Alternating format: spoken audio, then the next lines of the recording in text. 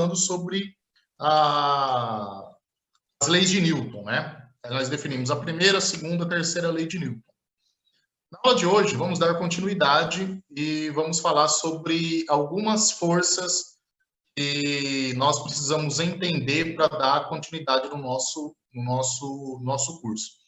Algumas forças, né, que no slide da aula passada estava escrito como algumas forças especiais, né? O pessoal aí que é mais pirado em militarismo já vai se tocar, vai pensar que é batalhão de operações especiais, mas não é, já vou avisando. É só força mesmo, né? São algumas forças que, digamos, são as principais forças que nós temos na mecânica, né? Força normal, força de mola, força de tração, força de atrito, força-peso e etc. Então, hoje nós vamos dar continuidade neste assunto.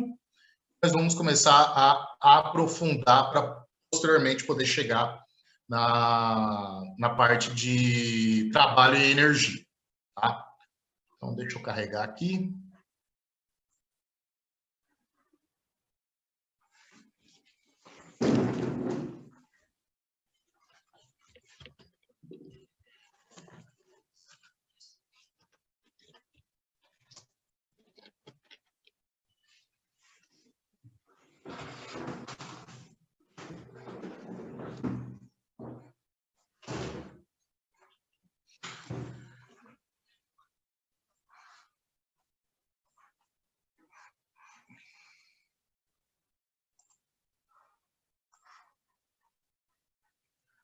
Pessoal, nessa aula, eu separei algumas simulações para a gente dar uma olhada e para ajudar a gente a ter uma visualização. Boa noite, pessoal. Pessoal que está chegando aí no chat, uma boa noite para vocês.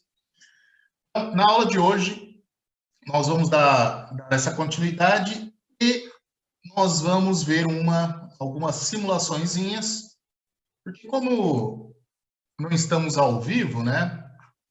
Aliás, não estamos ao vivo, nós estamos, mas como nós não estamos presentes, então pode ficar um pouco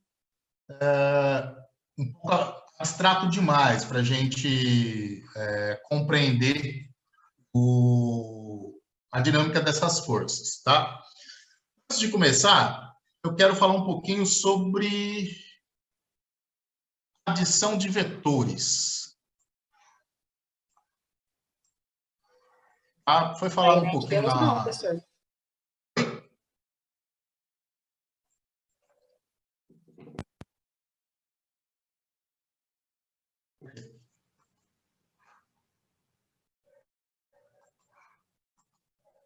Enxergando a adição de vetores?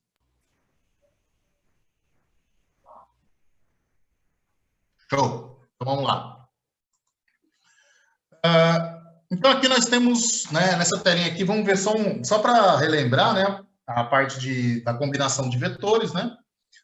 Aqui, nessa tela, aqui ele vai falar, essa parte que fala sobre a adição de vetores em uma dimensão só, né? Então, a adição de vetores em uma única dimensão, nós estamos falando, né, ou soma ou subtração de vetores, né? Então, vamos supor que eu tenho aqui um vetorzinho A, tá? Nós vamos chamar ele de vetor A. Esse vetor, ele tem intensidade 5, aqui, tá? Seria 5 unidades, então, um vetor qualquer. Se por acaso eu colocar aqui um outro vetor, então nós temos essa partícula aqui que está em 0, né, na posição 0. Se a gente colocar esse vetor A e adicionar mais um vetor A, eu vou estender esses dois vetores. Então, tem um vetor A que tem este comprimento, adicionei um vetor B paralelo ao vetor A, que tem um comprimento 2 vezes maior. Se nós estivermos pensando em força, seria o equivalente a você estar empurrando uma caixa, um amigo seu vai te ajudar empurrando ao seu lado, só que ele vai aplicar uma força 2 vezes maior do que a sua. No fim das contas, nós vamos ter esse vetor S, esse cara aqui. Tá? Ele vale a soma desses dois.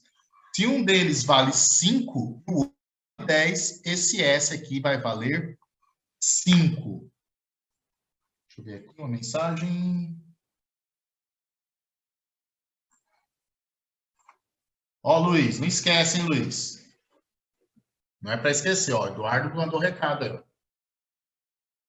Então, beleza. Vamos lá. Ô, professor, no caso é 15, né? 15, isso. No caso vai ser 15, né? Vai ser esse 5, que é o A, mais o 10, que é o B, e esse S, né, de vetor soma, vai ser a soma desses dois. Então, seria isso daqui, tá? O equivalente aos dois. Bom, então aqui seria uma soma em duas dimensões, né? Em uma dimensão só.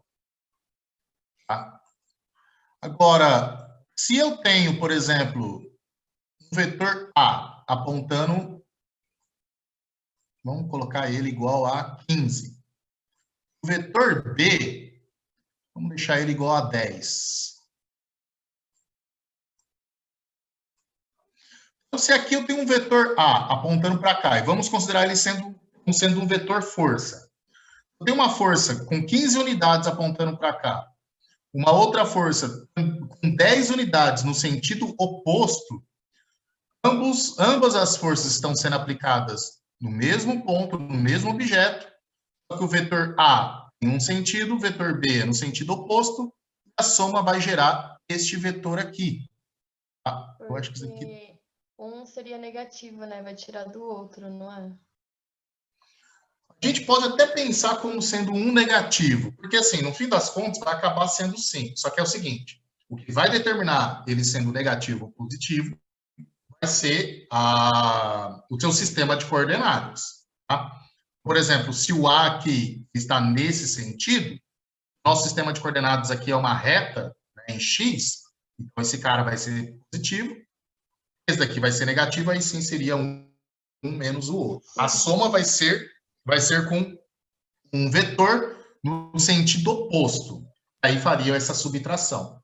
O nosso vetor soma vai ser esses 15 menos esses 10. O vetor soma vai ser esse.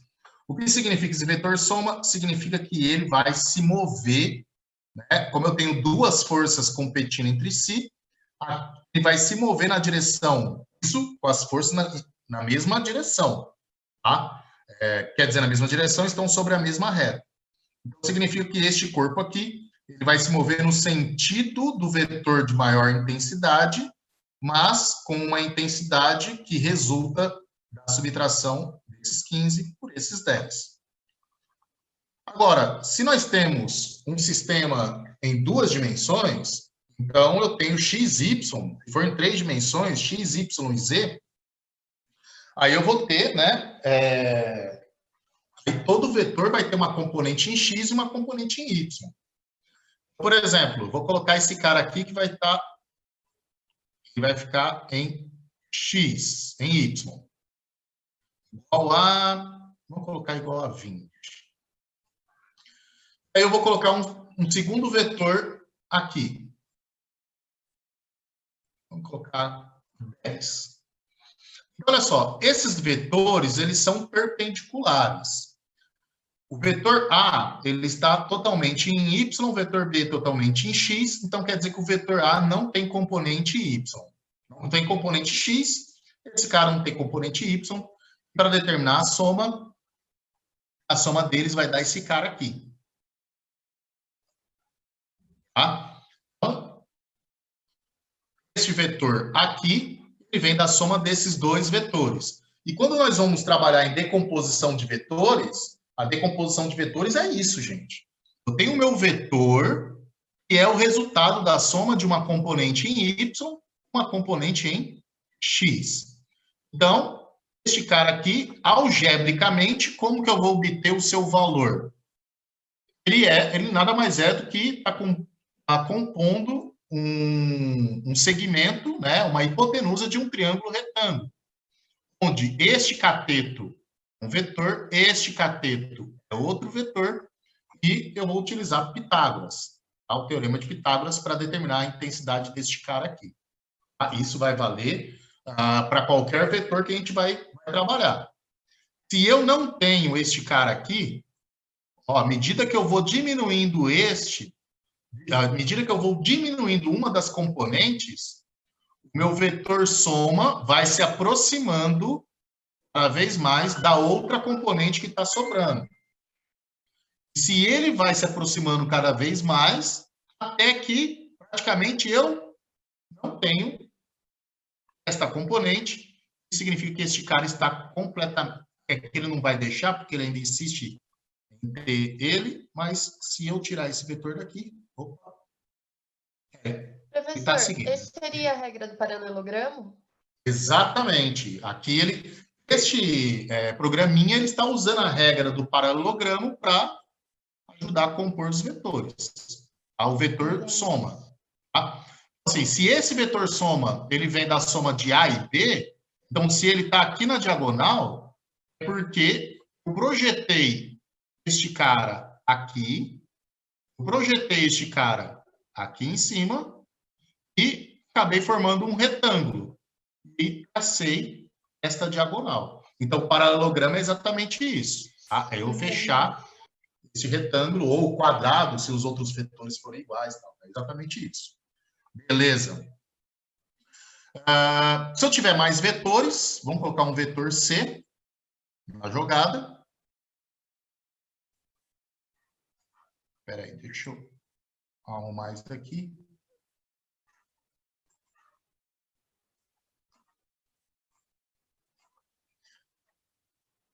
Se eu colocar um vetor C, aí eu vou colocar qualquer sentido aqui, ó. O meu vetor soma será esse. Tá? Fazendo a regra do paralelogramo, vou fazer de 2 em 2. Né? Primeiro eu tiro o vetor soma que vem desses dois, vai dar alguma coisa voltada para cá, ó. Vamos ver para onde que ele vai. Ó, para onde ele vai. Tá? Depois, com esse cara aqui, eu combino com esse outro para depois gerar esse terceiro. Então, a gente vai trabalhar sempre de 2 em 2, tá? Era isso daqui que eu queria mostrar para vocês, só para relembrar. Ok? Vamos lá. Para quem não anotou meu e-mail ainda, esse daqui é o meu e-mail, paulo.camilo@docente.unip.br. E vamos embora. Vocês estão vendo a tela aí, né, do slide, né? Sim. Beleza. Vamos lá. Então, só relembrando rapidinho o que nós vimos na aula passada, né? Então, primeira lei de Newton, vamos só relembrar, tá? Um corpo em repouso permanece em repouso, a não ser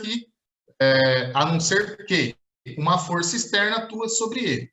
Um corpo em movimento continua em movimento, com rapidez constante, ou velocidade constante, e em linha reta, a não ser que uma força externa atue sobre ele. Então, existe o princípio da inércia, que é exatamente o princípio em que faz com que os corpos tentem a manter o seu estado de movimento. Se o movimento dele é nulo, ou seja, se ele está em repouso, por inércia, ele vai estar em repouso. Em que situação ele vai sair desse repouso? Quando for aplicada uma força externa. Se ele está com rapidez constante, velocidade constante, ele vai permanecer nessa velocidade. Em que situação a velocidade vai aumentar, diminuir, ou ele vai virar para a direita ou para a esquerda? Quando uma força externa atuar a ele. Atuar sobre ele. Enquanto nenhuma força atua sobre ele, ele está com velocidade constante em linha reta, permanecerá em velocidade constante em linha reta. Porque a inércia tenta manter ele nessa situação. A segunda lei de Newton, ela já traz um cálculo, uma relação matemática sobre as variáveis que possam determinar a força. A segunda lei de Newton, ela diz, a força resultante. O que é a força resultante? Lembrando que a força é uma grandeza vetorial, se eu combino várias forças sobre um corpo, como nós vimos agora há pouco, né, a combinação dessas forças vai me resultar num outro vetor, que é o vetor soma. Né? Lá na simulaçãozinha, tocou como vetor soma. Aqui, o vetor Como ele representa uma força, nós vamos chamar de força resultante. O vetor soma, aqui é a força resultante. Então, se eu tenho várias forças atuando sobre um corpo, e essas forças, elas são capazes de colocar o corpo em movimento, significa que esta força atuando num corpo com massa vai gerar uma aceleração. Mas qual força? A força 1, a 2, a 3, a 4? Não. Vai ser aquela que resulta da combinação de todas as outras forças. Ah, mas se tem somente uma força atuando sobre ele? Então, essa força é a força resultante. Por isso que está aqui, F resultante é igual à somatória de todas as forças que atuam sobre o corpo. E quando nós temos uma força resultante diferente de zero, isso é igual à massa do corpo multiplicado pela aceleração que esse corpo vai desenvolver. Tá? Essa é a segunda lei de Newton. Ela, né, dentro do Sistema Internacional de Unidades, força é medida em newtons, em homenagem ao Isaac Newton. Né? Força é medida em Newton. Oi. Você poderia explicar de novo, por favor? Claro. Ó, você lembra que o corpo pode estar sujeito a várias forças, tudo bem? Sim. E aí, a combinação dessas forças pode resultar em duas situações. Uma situação é que a soma de todas elas é igual a zero, e a outra situação é que a soma de todas elas não é igual a zero, ok? Ok. Quando a soma delas não for igual a zero, significa que a minha resultante de força vai gerar uma aceleração. Porque essa resultante de força está aplicada no corpo. Todo corpo possui massa. Quando a minha resultante aplicada num corpo que possui massa for diferente de zero, ele vai gerar uma aceleração. E como nós vamos calcular essa força resultante? Pegando a massa e multiplicando por essa aceleração. Tá? Aí nós temos a segunda lei de Newton. Essa é a segunda lei de Newton. Força resultante é igual a massa multiplicado pela aceleração. Em outras palavras, significa que se você aplicou força, se uma força está sendo aplicada num corpo e ela é o suficiente para colocar o corpo em movimento, lógico, se a resultante força não for zero, ela vai colocar o corpo em movimento. Então, pensa assim, um corpo com massa, se sobre ele é aplicada uma força, essa força vai gerar uma aceleração. Por isso que a força resultante é igual a massa multiplicado pela aceleração. Entendeu? Entendi, professor. Muito obrigada. Show de bola. Vamos embora. Então, força é medida em newtons, massa em quilogramas e aceleração em metros por segundo ao quadrado. Então, quando eu multiplico quilogramas por metros por segundo ao quadrado, o resultado será newton, será força. Essa é a segunda lei de Newton. Terceira lei de Newton. A terceira lei de Newton é a famosa ação-reação. Ou seja, a terceira lei de Newton vem nos dizer que as forças agem aos pares, sempre ocorre aos pares. Ou seja, se um corpo A aplica a força sobre um corpo B, o corpo B vai devolver também uma força na mesma direção, com a mesma intensidade, mas no sentido oposto. E isso vai trazer consequências que nós vamos ver mais adiante. Tá? E aí, pessoal, nós temos, né, que quando dois corpos interagem entre si, a força FBA, que é força que o corpo B aplicou no corpo A, a mesma magnitude. O que quer dizer mesma magnitude? Tem a mesma intensidade, tem o mesmo valor. O mesmo valor, mas no sentido oposto ao do corpo A aplicando em B. Então, B aplica em A e A devolve em B. Aí nós temos, né, que quando eu aplico uma força, quando o corpo B aplica uma força sobre o corpo A vai devolver a mesma força, mas olha o sinal de menos, indicando que é no sentido oposto. Tá? Aqui é B sobre A, aqui é A sobre B. O sinal de menos indica que é no sentido oposto. Olhando aqui as gravuras, como nós vimos na aula passada, Aqui eu apaguei as setinhas, porque nós estamos analisando somente as intensidades, somente os valores, não as setas, não os vetores. Então, eu posso descrever a intensidade sem a setinha ou com a setinha mais a barra de módulo. Então, vou escrever assim, é a mesma coisa. Ou seja, a intensidade entre as forças é a mesma. Então, quer dizer que se a Terra aplica essa força sobre a Lua também aplica a mesma força sobre a Terra. Se o Sol aplica uma força de atração sobre a Terra também aplica a mesma força de atração sobre o Sol. Consequência da terceira lei de Newton, as forças agem sempre aos pares. Se a moça aqui da ilustração está aplicando uma força na parede igual a 5 newtons, ela vai sentir na mão uma força de 5 newtons que a parede está devolvendo. Vejam, a direção da força que ela aplica é horizontal, no sentido da esquerda para a direita, 5 newtons. A parede também aplica 5 newtons, também horizontal, mas no sentido oposto, da direita para a esquerda. Aqui nós temos o exemplo do recuo de um canhão, onde o interior do canhão lançou um projétil para fora, que seria o corpo B, e este projétil aplica a mesma força no sentido oposto, e o canhão, a culatra do canhão, seria o corpo A.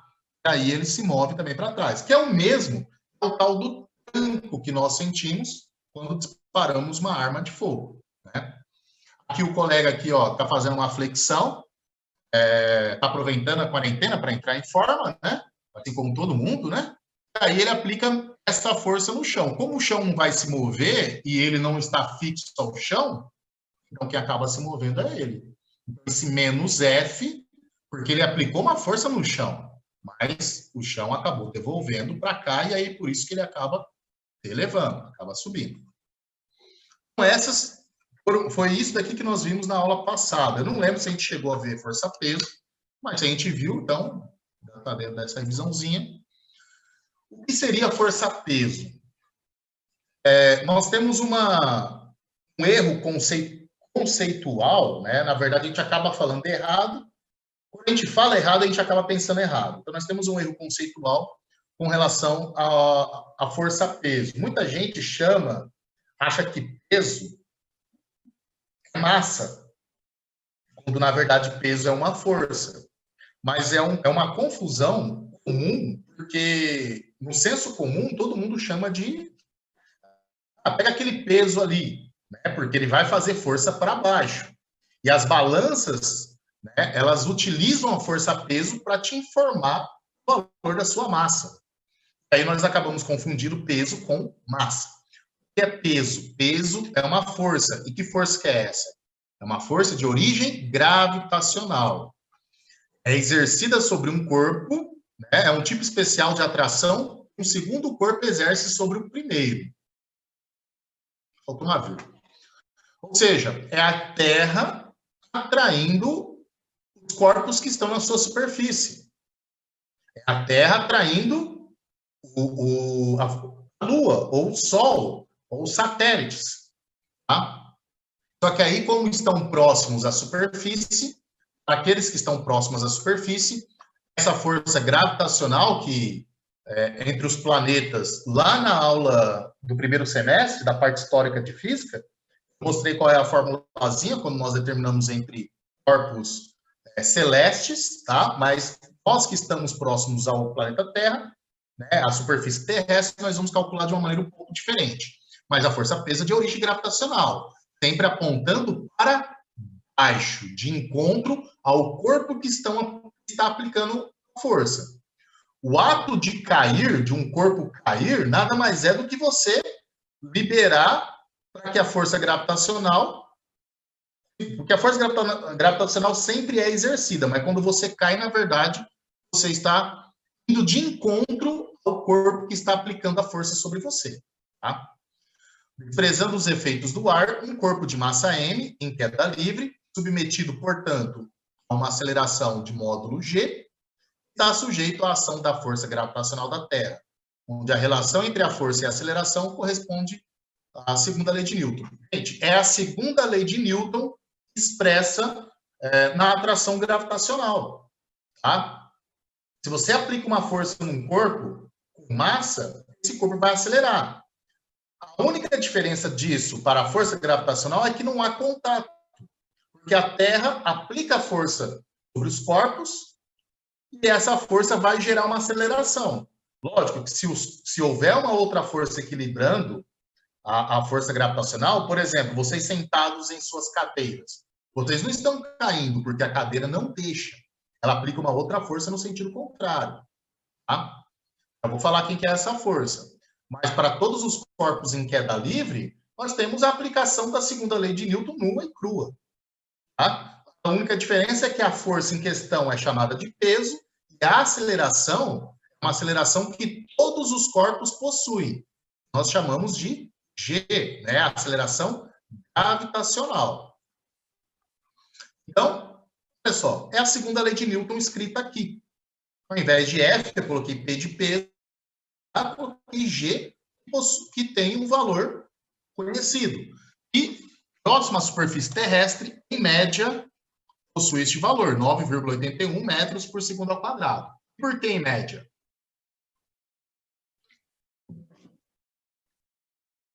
A massa terrestre, ela não é distribuída uniformemente no planeta. A massa do planeta não tem uma distribuição uniforme.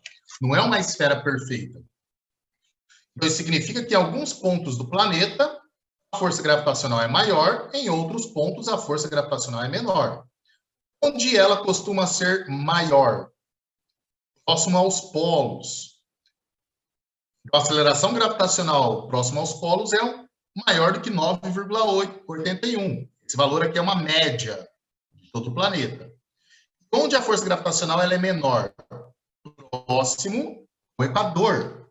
Então, próximo ao Equador, a aceleração gravitacional é ligeiramente menor do que 9,81. Quando... Oi?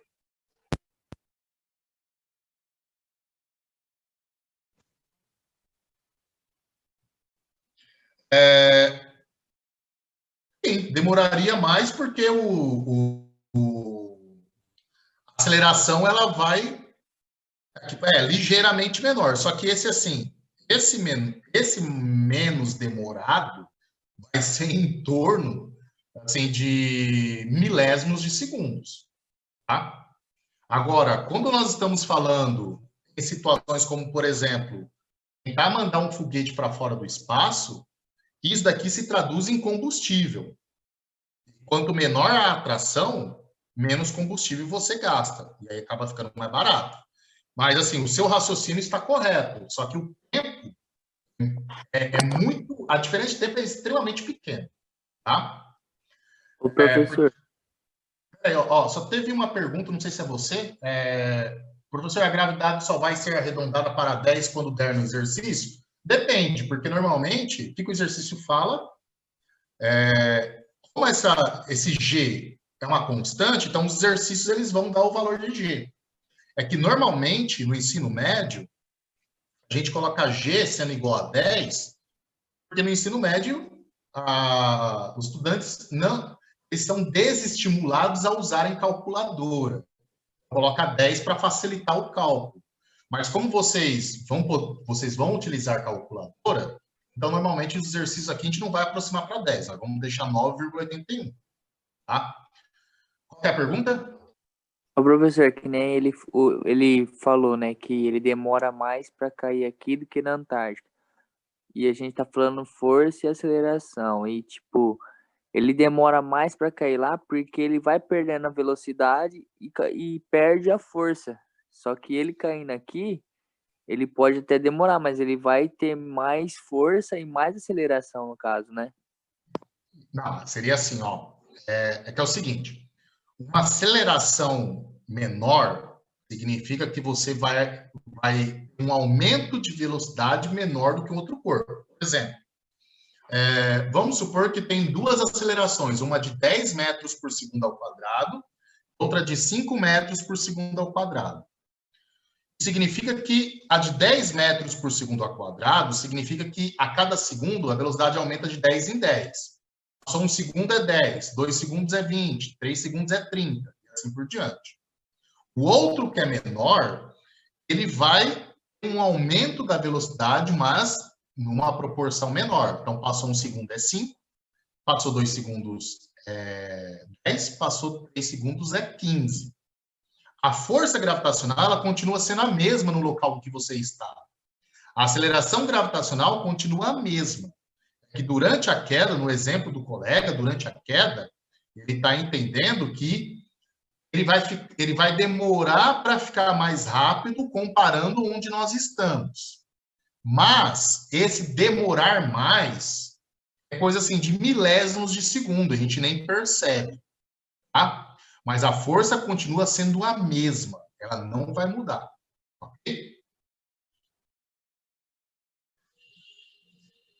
Obrigado, professor. Mas é a mesma para cada corpo. Cada corpo tem um valor de massa, então ela continua sendo a mesma para esse valor de massa. Nós vamos, aqui na teoria, nós vamos considerar o seguinte. Por que aqui na teoria? Porque se você vai fazer um experimento, você quer ter um rigor no seu experimento, fazer com todos os valores certinhos, você tem que medir a aceleração gravitacional do seu local. Por exemplo, onde eu cursei, que foi na região de São Carlos, a aceleração gravitacional lá era de 9,78, tinha mais umas casas decimais, era 9,78, 9,78 mais casas decimais metros por segundo ao quadrado. Gente, do ponto de vista prático, você quer um rigor nas suas medidas, você tem que levar isso em consideração. Mas aqui nós vamos levar em consideração que para qualquer parte da Terra, a aceleração gravitacional é a mesma. Tá? Vamos fazer essa aproximação. A não ser que o exercício fale, numa certa região a aceleração gravitacional é tanto. Vai te dar o valor da aceleração. Mas para todos os efeitos, vamos considerar que ela é a mesma em qualquer ponto do planeta, vale 9,81 metros por segundo ao quadrado. Ok, pessoal? Então, vamos lá. Então, isso aqui é a segunda lei de Newton escrita, tá? Mas a atração gravitacional. O planeta aplica uma força num corpo com massa e esse corpo vai acelerar abaixo com este valor. E o que é interessante aqui é que todo corpo, independente da massa, vai ter a mesma aceleração gravitacional. Todos os corpos na mesma região do planeta caem com a mesma aceleração. Tá? Isso é uma consequência da força gravitacional. A única diferença da segunda lei de Newton para a força gravitacional é que a segunda lei de Newton ela é geral para qualquer aceleração e qualquer força. Para a força-peso, a aceleração gravitacional é constante, é a mesma. Então, o peso P de um objeto é a magnitude da força gravitacional sobre o objeto, ou seja, magnitude é a intensidade, o módulo, o valor da força gravitacional. Aqui nós temos 4 figuras para exemplificar isso. Olha só, o colega perguntou, por exemplo, na Antártida, né, dando um exemplo, o colega, conforme vai caindo, essa força vai diminuindo? Não, a força continua sendo a mesma. Olha só, né, fazendo o exemplo da maçã, porque afinal de contas, dizem que foi a maçã que esborrachou na cabeça de Newton que ele descobriu, né? Então, olha só, a maçã está aqui, a árvore, pendurada na árvore, de repente ela se solta, cai de madura, e ela vai sofrendo a sua queda. Ao longo da queda, a força-peso continua a mesma. Até ela chegar no chão, no ponto mais baixo possível, a força-peso continua sendo a mesma. Ela não vai mudar, tá?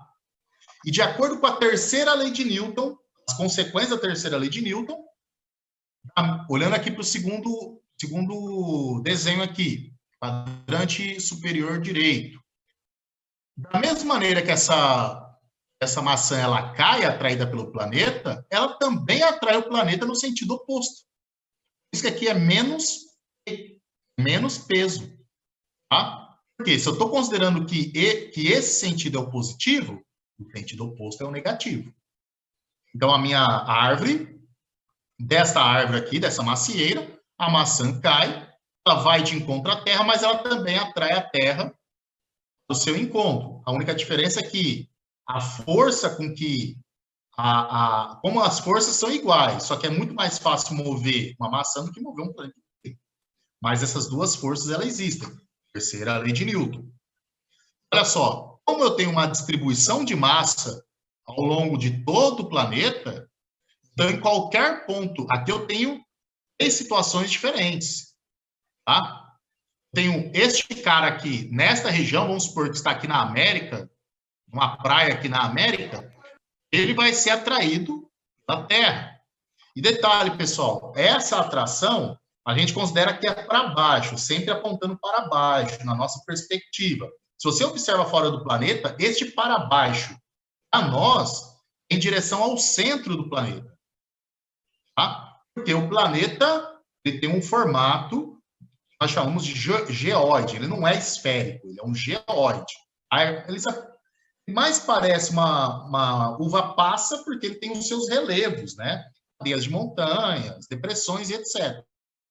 Mas ele não é um plano, né? A Terra não é um plano. Por isso que todos os corpos apontam, né? A força gravitacional aponta para baixo, porque a hora que eu tiro a resultante de tudo isso, todos eles vão se encontrar no centro do planeta. Tá? Por isso que em qualquer parte que você estiver, o para baixo é a direção no sentido, né, do centro do planeta. Então, para quem está aqui deste lado, que, sei lá, seria a África, por exemplo, vai estar apontando para o centro do planeta. Quem está aqui deste lado, na Oceania, para o centro do planeta. Assim por diante. Tá? Aqui nós temos 2 corpos, um sobre a superfície horizontal, o outro sobre um plano inclinado, uma superfície inclinada. Vejam que a força-peso sempre apontando para baixo, independente da superfície em que o corpo se encontra.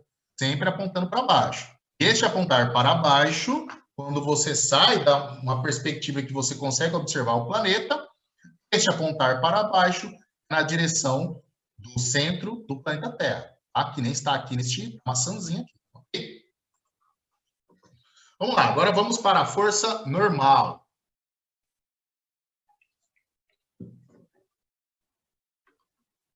Ah, professor, é chamado força normal porque existe uma força anormal? Não. É chamado de força normal, porque a palavra normal na matemática quer dizer perpendicular. Quando alguma coisa se encontra com um ângulo de 90 graus em relação a uma superfície. Você pegar uma caneta sua e deixar ela de pé na mesa, se o ângulo que ela faz em relação à mesa é de 90 graus, então nós falamos que a caneta está normal em relação à mesa. Tá? Força normal, porque é uma força que sempre fará um ângulo de 90 graus em relação a uma superfície. Então, quando um corpo exerce uma força sobre uma superfície, a superfície se deforma e empurra o corpo com uma força normal. Vamos lá, terceira lei de Newton. Uma força normal que é perpendicular à superfície. Como assim um corpo se deforma? Ora, se você pisar num colchão, você vai sentir uma deformação, só que o colchão não deixa você ultrapassar ele. Né? Ele vai aplicar uma força no sentido contrário. Mas se eu tiver uma superfície rígida, que nem um azulejo, sim, o azulejo, se você não quebrar o azulejo com o seu peso, por exemplo, né? Mas se você está sobre o azulejo, não quebra ele, esse azulejo sofre uma deformação, mesmo que seja imperceptível. Mas ele sofre uma deformação para devolver a mesma força no sentido contrário. Você está sentado em sua cadeira e você não caiu, é porque a força-peso do seu corpo, apontado para baixo, está sendo equilibrado com essa força de contato, essa força normal. A força normal, ela é uma força de contato. Quando um corpo entra em contato com outro corpo, né, nós vimos o que acontece pela terceira lei de Newton. Aqui, perpendicular à superfície, né, nós vamos chamar essa outra força de força normal. Então, vejam, aqui eu tenho um primeiro exemplo, que eu tenho um bloco sobre uma mesa. Bem simples, você pode interpretar como um livro, um computador sobre a mesa, por aí vai. Este bloco, ele ser um corpo com massa, isso significa que ele tem peso. Aqui está escrito FG de força gravitacional, mas é força-peso. Força-peso é uma força gravitacional. Então, nós temos o bloco aqui sendo atraído pela força gravitacional. O fato dele ser atraído pela força gravitacional faz com que a superfície inferior do bloco entre em contato com a superfície dessa mesa com uma certa força, ele pressiona com uma certa força. Então, aqui, exatamente aqui, neste contato, o bloco aplica uma força, porque ó, a força gravitacional, pessoal, é trocada entre o bloco e quem aplica a força. Quem está aplicando a força gravitacional? O planeta. Então, é isso daqui. O peso é equilibrado por este cara aqui. Mas como é o peso que está proporcionando o contato, então existe uma relação entre eles aí, que depois eu vou falar. Mas olha, este bloco está em contato com esta mesa, então aqui, então aqui ele está aplicando uma força, nesse sentido. E a mesa devolve a mesma força, aqui, a mesma força, na mesma direção, porque esse contato, a força-peso faz com que o contato, faz com que ele aplique uma força na horizontal, no sentido para baixo, então ele vai devolver a mesma força na horizontal com sentido para cima. E nessa situação em que é plana, que os dois são, que ele está numa superfície horizontal plana, significa que, por coincidência, tanto a força normal quanto a força-peso, elas são iguais em módulos, mas no sentido oposto. Tá? Nessa situação, a força normal, como ela é gerada indiretamente pela força-peso devido ao contato entre as superfícies, nessa situação, o valor da força normal é igual ao valor da força-peso. Eu sei que os dois são o mesmo valor, porque a superfície é horizontal e o bloco não se move na vertical. Mas se eu empurrar ele para cá, se você empurrar ele nesse sentido, o movimento é na horizontal e não na vertical. Então, se o bloco não está caindo, significa que essas duas forças estão equilibradas. Então, as duas forças são iguais. Olha só esse exemplo aqui do meio, aqui, esse exemplo aqui central, né? Essa imagem aqui do meio. Nessa imagem, nós temos uma escada encostada na parede. Devido à força-peso aqui, deste ponto aqui da escada para baixo, ele força esta superfície para cá, né? Porque o ideal seria ele cair, né?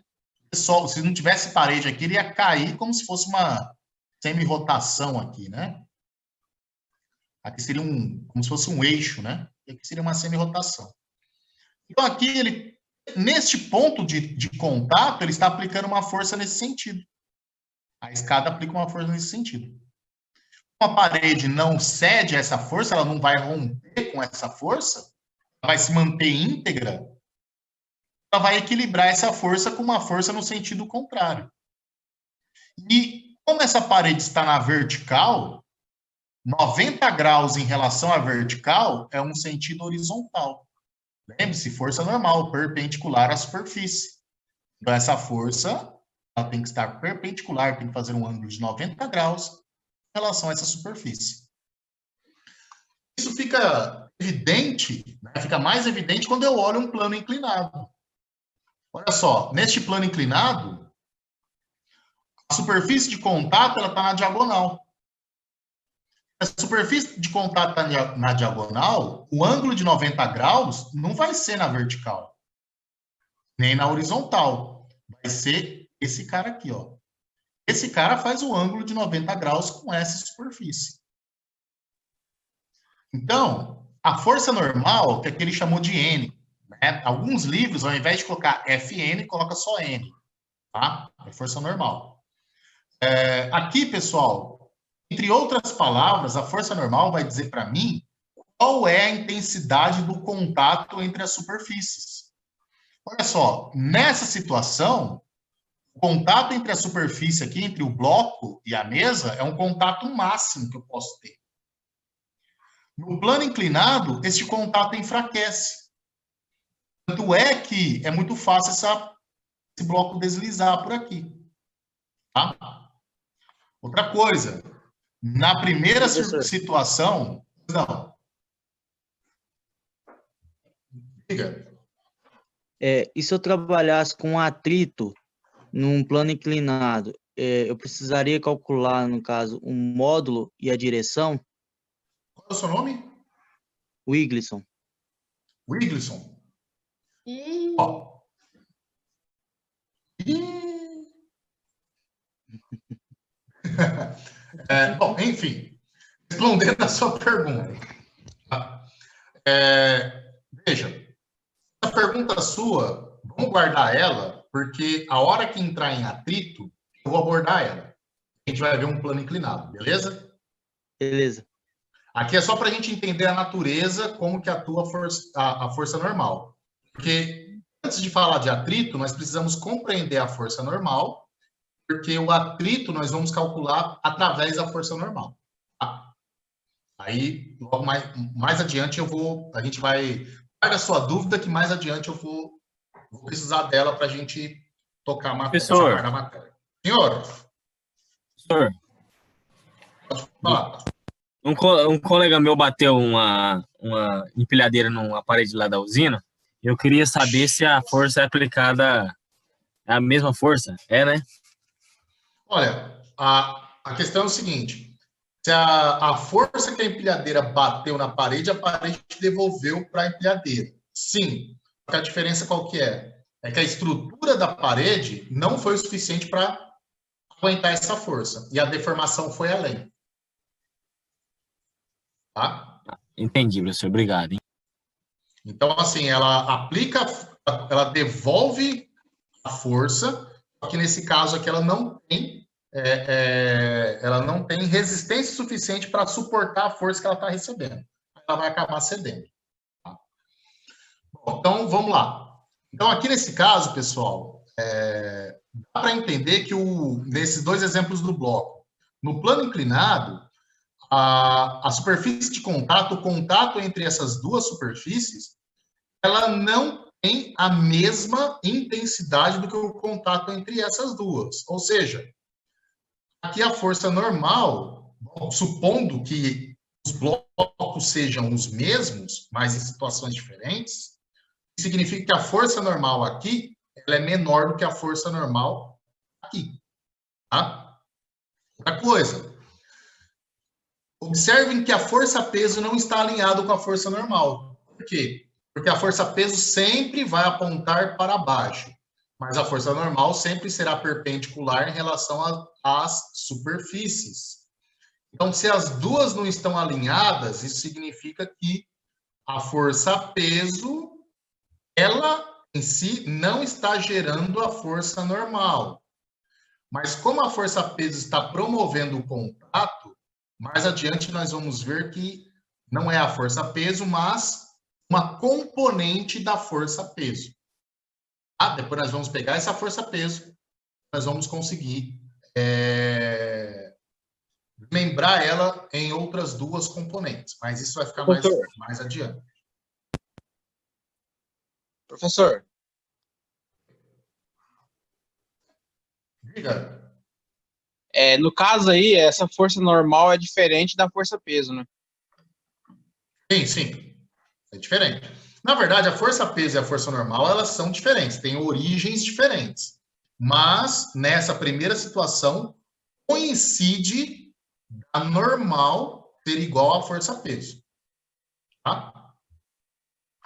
Professor, Oi. em relação ao plano inclinado, eu vou sempre trabalhar com vetor, no caso. Para entender, melhor é trabalhar com um vetor, mas para a gente ter uma noção, para montar o chamado diagrama de força, porque quando a gente monta o diagrama de força, fica fácil ver que força compete com qual força, quem é igual a quem.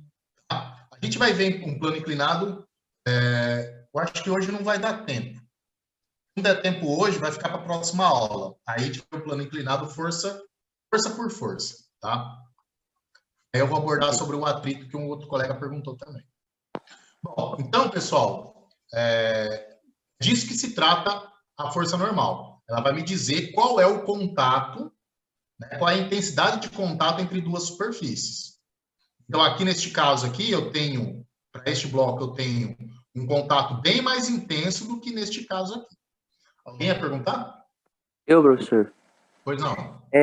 A força normal, como o nosso colega falou de vetor, né, que teve aula de geométrica, então a força normal com a força peso, elas são A e B e BA no caso, né, que eu procuro a minha força normal e a minha força peso. Então a força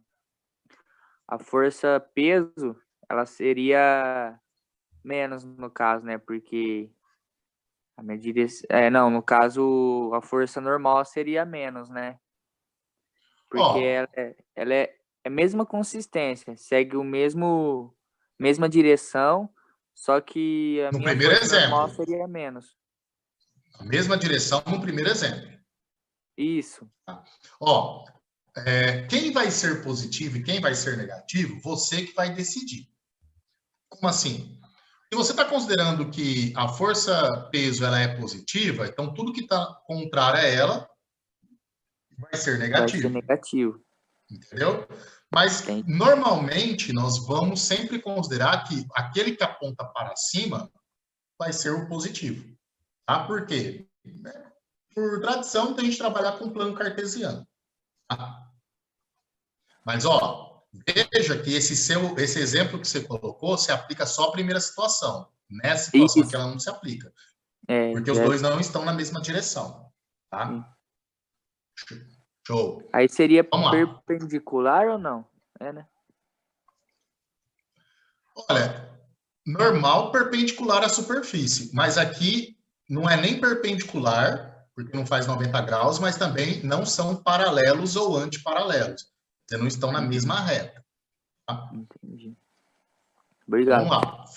Por nada. Vamos lá, força de atrito. O que seria a força de atrito? A maioria das vezes que a gente usa a palavra atrito é para falar sobre treta, né? Mas nesse caso aqui, também é uma treta.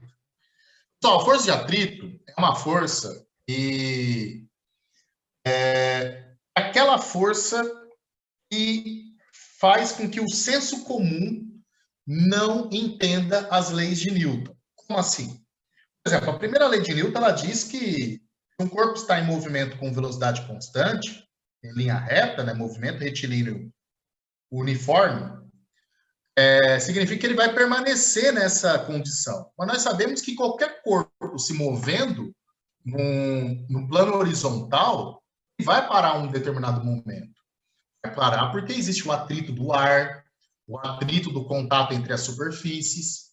Então, fica bem mais fácil a gente entender as leis de Newton, né? Ela começa a fazer mais sentido quando a gente fala sobre força de atrito. Então, por que um corpo tende a permanecer com velocidade constante, em linha reta, movendo? Mas por que a gente não vê isso no dia a dia? Nós não vemos porque o atrito, ele é uma força que sempre vai contra o movimento dos corpos. Então, quando você tem dois corpos, duas superfícies que estão em contato, vai haver uma interação entre essas superfícies, entre ambas as superfícies. E quando você vai empurrar um corpo, vai empurrar um corpo em relação ao outro, ou por exemplo, da caixa, vai empurrar uma caixa sobre uma superfície, essa interação entre os átomos de uma superfície com os átomos de outra superfície vai gerar uma resistência ao movimento. Ou seja, você quer empurrar para frente, mas você sente dificuldade em empurrar para frente. Você sente que parece que tem alguém que não quer deixar que você empurre ela adiante. Tá? E o que vai acontecer? Vai acontecer que essa resistência ao movimento nós vamos considerar como sendo uma força. E essa força, ela é paralela, sempre será paralela à superfície. Sempre vai apontar no sentido oposto ao movimento. Ou, pelo menos, no sentido oposto à tendência de movimento. Já vou falar o que quer dizer essa tendência de movimento. Então, a resistência ao movimento é considerada uma força, vai ser sempre paralela, sempre no sentido oposto. Gente, se o atrito, na maioria das vezes não, em boa parte das vezes, ele é um problema. Por quê? Por exemplo, na área de mecânica, o atrito é um problema gigantesco. Porque o atrito, quando um corpo ele entra em contato com o outro, ele começa a deslizar, ele pode gerar calor. Tá? Então, você pega a palma da sua mão, começa a esfregar na palma de outra mão, vai sentir um aquecimento. Por quê? Isso é típico do atrito. Parte da peça também, professor? Também de uma peça em relação à outra. Por exemplo, o pistão dentro da câmara de combustão de um motor. Esse pistão ele fica subindo e descendo. Por isso que é necessário você ter lubrificação desse né? motor, e principalmente um sistema de arrefecimento, né? Um sistema de resfriamento desse motor. Para quê? Para não deixar que a temperatura chegue a valores que vai exceder o ponto de fusão do metal, ou seja, para não derreter o metal. Estão vendo essa página aqui? Estão vendo, gente? Essa outra não é o slide. Sim. Ô, professor, dá para você voltar rapidinho no slide anterior para eu bater uma foto aqui? Esse daqui? Não, O anterior? Oi? Não, beleza. o da frente, Ela, o Paulo. para ela que depois, terminando a aula aqui, eu estou postando no e-mail de vocês, tá bom? É o do atrito, Paulo. Fala aí. Ah, tá, do atrito. Não é esse. Isso. Pronto, obrigado. Falou? Vamos lá, ó. Vocês estão vendo essa página de internet aqui, né? Sim, senhor. Beleza. Olha só, pessoal. Aqui um exemplo. Os dois livros, né? Um de física, outro de química, né? Aqui, na superfície de contato entre eles, nós temos essa ampliação aqui. Aqui na parte de cima, essas bolinhas, pessoal, representam a superfície do livro, né, que está em azul, de química, e esse aqui, na verdade, o de física estaria tão irregular quanto esse. Aqui nós estamos analisando do ponto de vista microscópico. Então, vocês podem perguntar, mas por que eles estão vibrando? Eles estão vibrando porque ele possui uma temperatura. Toda partícula com temperatura, eu comentei isso aí na parte histórica no trimestre passado. No trimestre passado, quando eu falei sobre, quando nós entramos na parte de calor. Termodinâmica? Exato. E aí nós vimos que existe a agitação térmica das partículas. Então, olha só. Quando eu faço... Olha só, eu vou tocar os dois. Se eu movo uma superfície em relação à outra, olha o termômetro do lado. O termômetro ele vai ter, né, um aumento de temperatura.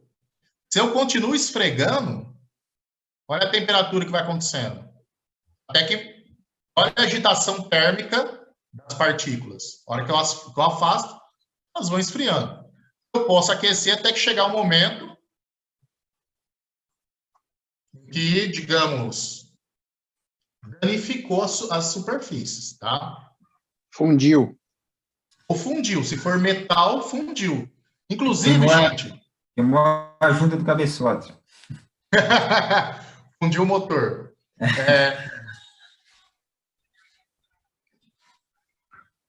Eu ia falar isso agora. Pois é, a soldagem por atrito é impressionante. Você coloca uma peça em frente à outra, né, coloca em contato, aí uma peça pode simplesmente ficar agitando de um lado para o outro ou pode rotacionar, as duas se fundem. É muito interessante esse processo de fusão de peças, né? Fica perfeito, né? Olha só, pessoal. Então, aqui nós temos, né, no primeiro quadrantezinho aqui, uma caixa sobre uma superfície. Essa setinha aqui é a direção do movimento. Essa setinha vai no sentido oposto. Então, se você vai tentar mover essa caixa nesse sentido, nós temos o atrito no sentido oposto, sempre se opondo ao movimento.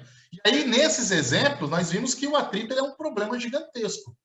Só que o atrito, ao mesmo tempo que ele é um problema, é uma solução. Por exemplo, você quer tirar uma sujeira da panela, você vai lavar a panela. Se você pegar um pano liso, tentar lavar a panela, você consegue tirar a sujeira da panela? Não. Vai precisar de uma esponja, né, que seja o mais abrasiva possível, porque quanto mais abrasivo, mais atrito ela pode exercer. Vai escovar os seus dentes, para não deixar formar a placa no dente. Se não tem o atrito das cerdas com o seu dente, você não consegue remover a placa. Tá? Andar. Se alguém já ficou em cima de uma superfície extremamente lisa, percebe que há uma dificuldade gigantesca em andar.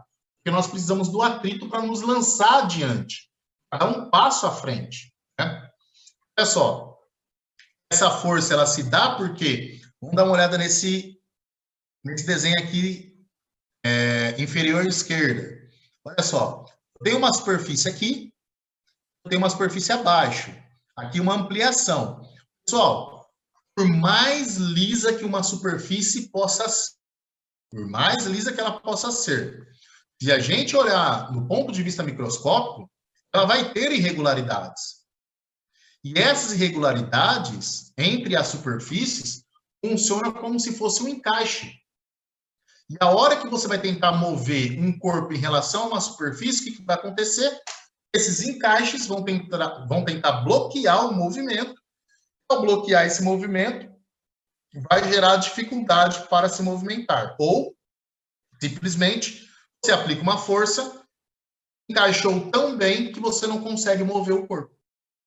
Ou seja, a força de atrito se igualou à sua força, e você não consegue mover. Tá? Essa imagem aqui, à direita, ela é uma foto microscópica. Olha a escala aqui, 1 micron. Aqui na horizontal, 10 micron. Um micrômetro é 0,00001 metros.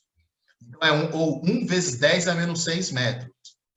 Essa daqui, pessoal, é uma seção ampliada de uma superfície de aço polido. Quando vocês ouvirem falar superfície polida, significa que ela é o mais liso possível. Então, quando você pega o aço, consegue dar um polimento nele, deixa ele bem polido, ele reflete a sua imagem, ele dá reflexo, é praticamente um espelho. E olha só, nessa escala, como que é uma superfície polida. Se você passar o dedo, você é extremamente liso. Mas nessa escala, olha só como é que é. Parece uma cadeia de montanhas. Olha o relevo como que ele é. Tá? E é exatamente este relevo de uma superfície que, em contato com o relevo de outra superfície, e acabam se encaixando e produzindo a força de atrito.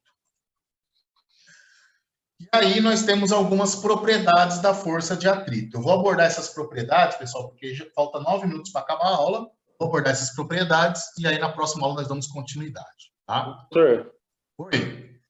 eu tinha pensado sobre o exemplo que você deu sobre o pistão e o cilindro, né, do motor. Se o pistão ele fosse de um material que dilatasse um metal que ele dilata, quando ele entrasse em contato com o cilindro, ele teria uma resistência. Essa resistência poderia ser contada como uma força de atrito? Essa resistência ao movimento é a força de atrito, porque do material, é o seguinte, não. Pediram para eu explicar a força-peso de novo. Tá? Eu vou passar essa parte de atrito, depois eu volto na força-peso. Tá? Que é o seguinte, qual é o seu nome? Ítalo. Ítalo. Assim, ó, a força de atrito, ela depende da intensidade do contato. Tá? Então, se você tem um pistão que adentra uma câmara de combustão e ele sofre uma dilatação, significa que o contato dele com as paredes da câmara de combustão aumentou muito a intensidade. Então, se essa intensidade de contato aumenta, a força de atrito também vai aumentar. Então, por isso que eu afirmo que essa resistência ao movimento ela é a força de atrito. Porque ao dilatar, você teve um encaixe muito maior, nesse encaixe muito maior, né, você teve no encaixe da superfície, você teve um aumento da força entre as superfícies. Tá? E aí você tem um atrito maior. Eu tinha perguntado porque, se for esse caso, o atrito ele não vai ser sempre um valor fixo, ele pode aumentar conforme tiver algum movimento, é isso também. Então, ele pode alterar de acordo com a intensidade do contato, mas existe um outro fatorzinho que nós temos que levar em consideração, que é o tipo de material que estão em contato. Porque existem materiais que tendem a oferecer mais resistência ao movimento, e existem materiais que tendem a oferecer menos resistência. Por exemplo, se você pega o asfalto e uma caixa de madeira, vai ser um tipo de contato entre eles, vai depender, né, do quanto a madeira aplica força na superfície. Mas se você pegar essa mesma madeira e colocar sobre um piso liso, de cerâmica, você vai sentir que a resistência ela é diferente. Entendeu? Entendi. Então, vai depender tanto da intensidade desse contato, quanto do tipo de material em que eles são feitos. O tipo de exercício que você passa pode variar? Tipo, em prova, em trabalho, pode variar durante a resolução do exercício? A força de atrito? Variar o que você fala, a força de atrito? Isso. Lógico, pode variar. Só que as variáveis que serão levadas em consideração, elas vão estar no enunciado. Agora, esse fator com relação ao tipo de material é uma constante. E qualquer constante sempre vai ser colocada no enunciado. Tá? Professor, no caso, a gente não vai trabalhar com resistência de materiais, né? Aqui no nosso curso, não. Certo. A resistência de materiais, vocês vão ter uma disciplina só para isso. Ô, professor. Oi. Sobre força de atrito, pode ser um exemplo de dois ímãs também, né? Que eles se juntam e tem uma força entre eles, entre um ímã e o outro. E atrito, dependendo do impacto que eles tiver no chão e não se abrir, não se mover, é que eles estão tendo uma força entre si, né? A mesma força, né? Se você pega dois ímãs, polo norte e polo sul, os dois, um atrai o outro, um fica em contato com o outro. Essa força magnética, ela vai proporcionar a intensidade de contato. Nem a força-peso proporcionou a intensidade de contato entre a caixa e a mesa. Tá? Agora, o atrito vai depender, além dessa força de contato, vai depender também do tipo de material de que os ímãs são feitos. É que eu falando sobre isso, vai ficar um pouco abstrato, porque vai ficar bem elucidado a hora que desenvolver essa parte de propriedades do atrito. Mas como falta só 4 minutos, pessoal, não vai dar tempo de começar e terminar essa parte. Então, o que eu vou fazer? Vou voltar na parte de força-peso, porque pediram para tirar essa dúvida, porque daqui da parte de atrito, eu gostaria de entrar na fórmula para já bater um exemplo na sequência, para ficar fácil a gente entender. Os exemplos são visuais, é mais bacana, mas essa parte, como tem cálculo, eu gostaria de começar e terminar com o cálculo, vai ficar para a próxima aula. Beleza? Então, vou voltar lá na parte de força-peso, só para dar a dúvida aí do colega que mandou aqui no chat. Vamos lá. A força-peso é uma força gravitacional, é de atração de um corpo para o outro. A distância é aquilo que nós chamamos... Existem dois tipos de... A gente pode colocar que existem duas classes de força. A classe de forças de contato e a classe de forças à distância. A gravidade, o exemplo aí dos ímãs, cargas elétricas, são exemplos de ação à distância, força à distância. Quer dizer, não precisa entrar em contato para ser aplicado. Então, a Terra aplica uma força sobre nós, para baixo, né, de encontro a ela. Olha só, a equação da força-peso, ela é exatamente igual à da segunda lei de Newton. A diferença é que nós vamos chamar P de peso, para diferenciar de outras forças. A aceleração ela é a mesma para todos os corpos no planeta. Isso significa que, vamos fazer essa generalização, porque se existe uma parte do planeta que tem uma aceleração maior do que outra, gente, esse maior é lá para nas casas decimais, gente. Tá? A diferença ela é muito pequena.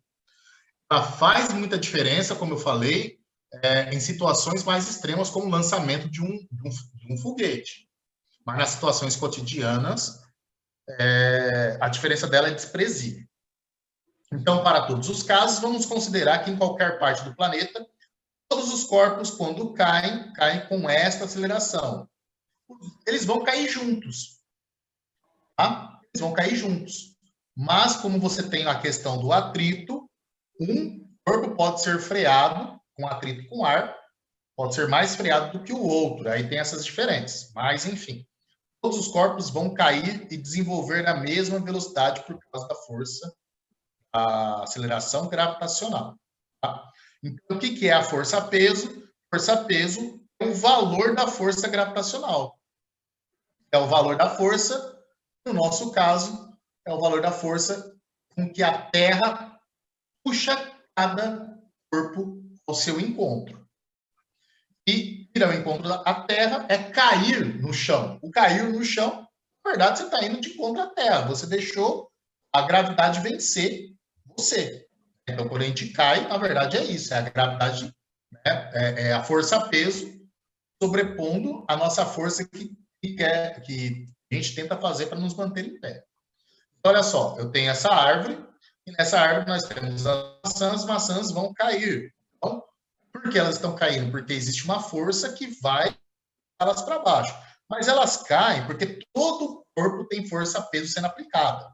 Se você está na superfície terrestre, tudo, absolutamente tudo, tem força sendo aplicada. É que tem corpos que são tão leves que parece que não existe essa força. Tá? Como, por exemplo, grãos de poeira que fica para o ar, pelinho de coberta que fica no ar. Mas é porque, né, são muito leves, mas a tendência é ir para o chão. Porque todos os corpos estão sob a ação dessa força. Então, se vocês estão sentados na cadeira, isso não significa que a cadeira fez com que a força-peso do seu corpo acabasse. Não. Ela só equilibrou. Ela só empatou com a força-peso, no sentido contrário. Então, se você abandona qualquer corpo, o que é abandonar um corpo? É soltar ele no ar. E vai cair. Porque a gravidade está puxando ele para o chão. Ao mesmo tempo, de acordo com a terceira lei de Newton, ao mesmo tempo que essa maçã vai de encontro à Terra, a Terra também tem uma força, né? Sobre a Terra também é aplicada uma força. Esse cara também aplica uma força, mas no sentido contrário. Tá? Esta imagem aqui só está indicando o quê? Em qualquer parte do planeta Terra que você estiver, você vai ser atraído, e este atraído para o chão nada mais é do que atraído, é uma força que aponta para o centro da Terra. É que se você estiver aqui, nesta posição do planeta, o chão para você, o para baixo para você, é aqui. Você está nesta parte do planeta, para baixo para você é aqui. Ou seja, o para baixo, em qualquer ponto da superfície terrestre, é aquilo que aponta para o centro da Terra. Tá? Então, aqui, nós temos 3 corpos em posições diferentes e a força-peso deles sempre apontando para o centro. Olhando uma parte mais isolada, né, na sala da sua casa, por exemplo, aqui nós temos 2 corpos, aqui é o mesmo corpo, mas numa superfície horizontal e aqui numa superfície inclinada. Em ambas as situações, a força-peso aponta para baixo, ou seja, vai apontar para o centro da Terra. Pessoal, 10 horas agora, 10h03, então encerramos por aqui a nossa aula. Eu vou salvar esses slides em PDF e já vou mandar para o e-mail da turma, o e-mail da sala. Obrigada, Beleza, boa noite. Agradeço a presença de vocês, muito obrigado Uma ótima semana para vocês e bons estudos, pessoal. Até a próxima Obrigado, segunda. também. Valeu, Tá. professor. Abração. Tchau, tchau. Tchau. Opa, pode deixar. Olha só. Tamo junto. Opa, obrigado.